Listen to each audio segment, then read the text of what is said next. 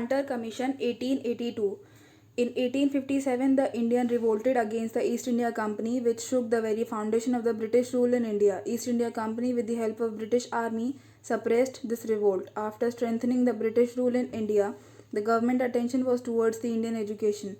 There was totally a demand to change the education policy in India. The reason behind this demand was that the missionaries' influence in India education has virtually came to an end after the Wood Dispatch 1854. 1857 में Indians ने east India company के against विद्रोह शुरू किया। इस विद्रोह ने British शासन की नींव को हिला दिया। ईस्ट इंडिया कंपनी ने भारतीय आर्मी की हेल्प से विद्रोह को ख़त्म करने की कोशिश करी। ब्रिटिश शासन के सुदृढ़ होने के बाद उन्होंने भारतीय शिक्षा पर ध्यान दिया।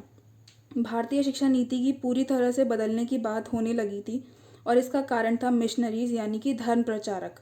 वुड डिस्पैच 1854 के बाद से ही धर्म प्रचारकों का प्रभाव इंडियन एजुकेशन में ख़त्म होने लगा था। इसीलिए मिशनरीज की मांग थी कि भारतीय शिक्षा नीति को बदला जाए।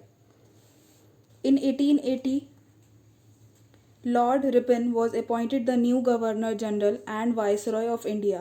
In 1882, Lord Ripon appointed the Indian Education Commission and William Hunter was the chairman of this policy.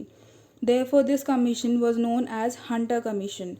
Lord Ripon was very much concerned about the elementary education in India. 1880 में लॉर्ड रिपन ने भारत का नया governor general viceroy बनाया गया और 1882 में Lord Ripon ने William Hunter को इंडियन एजुकेशन कमीशन का चेयरमैन बनाया और कमीशन को नाम दिया हंटर कमीशन 1882। लॉर्ड रिपन प्राथमिक शिक्षा को लेकर बहुत ही कंसर्न थे और उनका मानना था कि प्राथमिक शिक्षा से ही शिक्षा की अच्छी शुरुआत हो सकती है।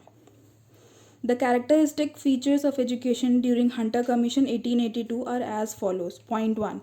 The chief feature of the commission is that it supported only those policies declared in the Wood Dispatch which were in favor of Indians.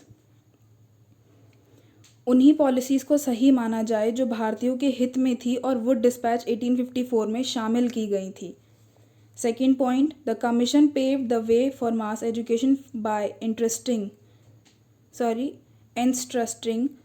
the responsibility of primary education on local bodies. Hunter commission के तहत प्राथमिक शिक्षा की जिम्मेदारी दूसरे विभाग को सौंपकर सामूहिक शिक्षा के रास्तों को पक्का किया और दोनों ही शिक्षाओं को बराबर महत्वता दी। Third point, the commission for the first time formulated the aims of education at different level of education. शिक्षा की प्रयोजना नीति बनाई गई जो कि अलग अलग स्तर के लिए थी जिससे शिक्षा के स्तरों को पहचाना जा सके। Fourth point, the commission also presented the framework of curriculum for the different levels. पाठ्यक्रम की रूपरेखा भी तैयार करी गई जिसे शिक्षा के स्तरों में देखते हुए अलग अलग करिकुलम यानी रूपरेखा में ढाला जा सके। Fifth point, the education of girls should be free. लड़कियों के लिए निःशुल्क शिक्षा को बढ़ावा देना। Sixth point, separate schools should be established for the Muslims. मुस्लिम धर्म के बच्चों के लिए अलग अलग विद्यालयों का निर्माण करना। Seventh point, children should be admitted in the school without any discrimination.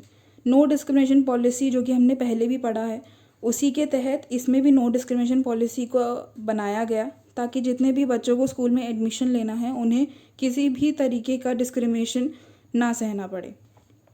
Eighth point, the commission suggested that the medium of instruction of primary education should be provincial language. Government schools should be forbidden from imparting any type of religious education. प्राथमिक शिक्षा देने के लिए प्रांतीय भाषा का प्रयोग किया जाए और सरकारी विद्यालयों में धार्मिक शिक्षा भी नहीं दी जाएगी।